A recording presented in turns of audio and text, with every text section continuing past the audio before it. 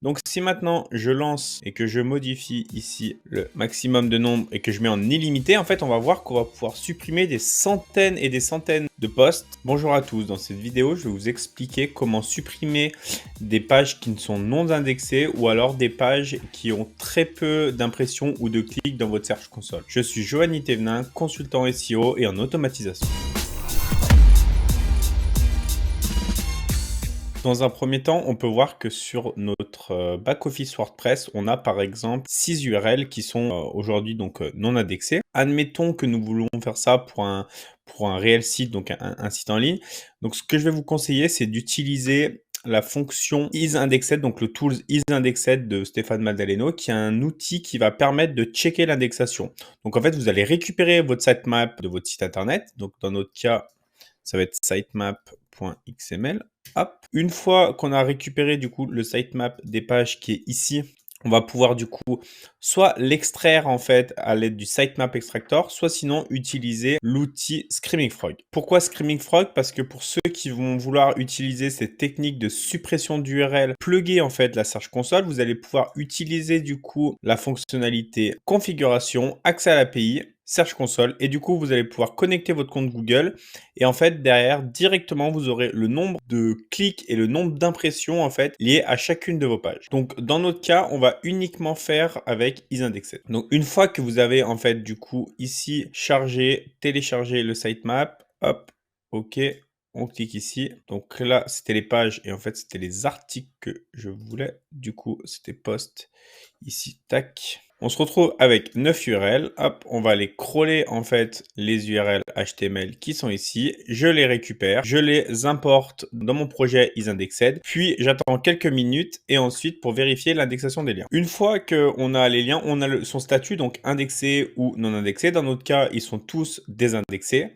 Donc, il vous suffit en fait en un seul clic d'exporter les liens en CSV. Une fois les liens exportés, vous allez avoir en fait un fichier qui va être comme ça. Là, je vais vous conseiller du coup d'utiliser soit ChatGPT et le code interpréteur si jamais vous avez énormément d'URL. Sinon, il vous suffit en fait de récupérer uniquement le slug. Alors pour cela, moi dans mon cas, j'ai fait une recherche remplace.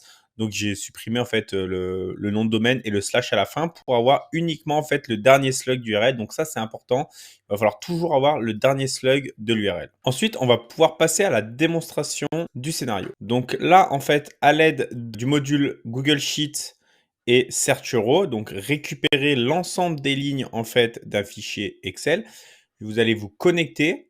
Puis du coup, vous allez sélectionner en fait votre fichier Google Sheet qui est moi l'URL non index. Donc là, c'est le fichier Google Sheet URL non indexé.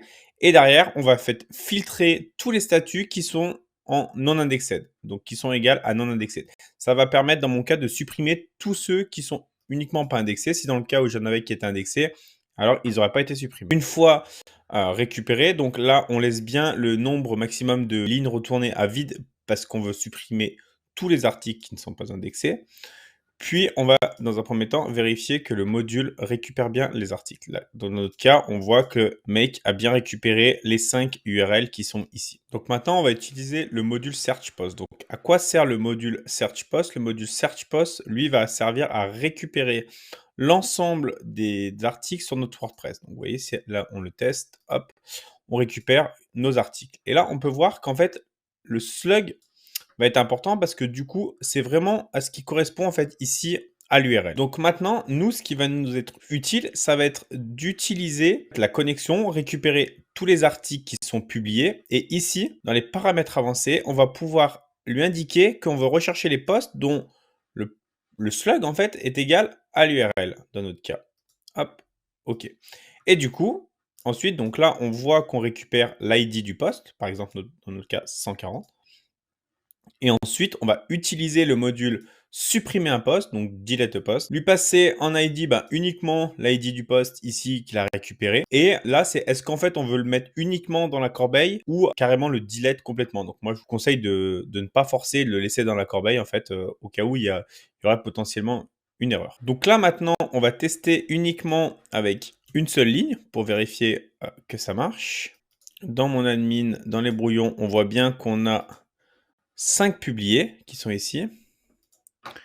Et là, donc j'en récupère un au hasard. Et là, ça va récupérer le poste et ça va le supprimer. Donc celui qui a été récupéré, c'est quoi l'avancement final?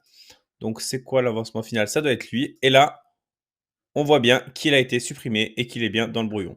Donc si maintenant je lance et que je modifie ici le maximum de nombre et que je mets en illimité, en fait, on va voir qu'on va pouvoir supprimer des centaines et des centaines de postes. Ah, là, il y a une petite erreur. Alors, il y a une petite erreur parce qu'il se peut que des fois, l'ID soit vide. Donc là, on le voit. Donc, on va le tester en fait en direct. Si l'ID est vide, donc là, on va ajouter un filtre. Notre vide, on va mettre isn't empty. Hop.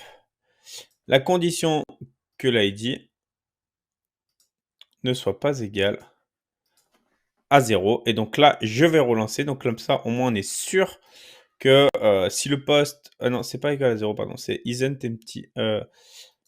Si l'ID n'existe pas, bah alors au moins il va pas les supprimer. Ça évite qu'il y ait une erreur. Donc là, je vais le relancer. Et donc là, on va pouvoir voir qui récupère.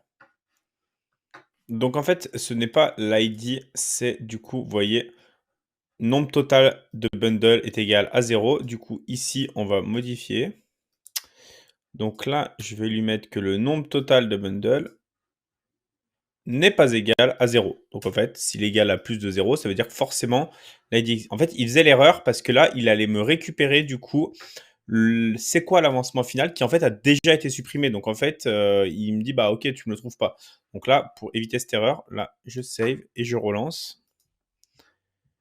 Et là, on voit bien que là, il n'est pas passé parce que le premier n'est pas passé. Donc on voit bien qu'il y en a 4 qui sont passés. Le premier, il n'est pas passé parce que c'était égal à 0 sur le bundle 1. Et du coup, les autres ont bien été supprimés. Et là, lorsque je retourne dans mes publics qui sont égales à 4, bah du coup, j'en ai plus. Donc voilà, j'espère que cette petite vidéo vous aura bien aidé et que vous allez pouvoir cleaner du coup vos sites, votre page qui ne sont pas indexées, vos pages qui ont très peu d'impressions ou très peu de trafic. N'hésitez pas à vous abonner.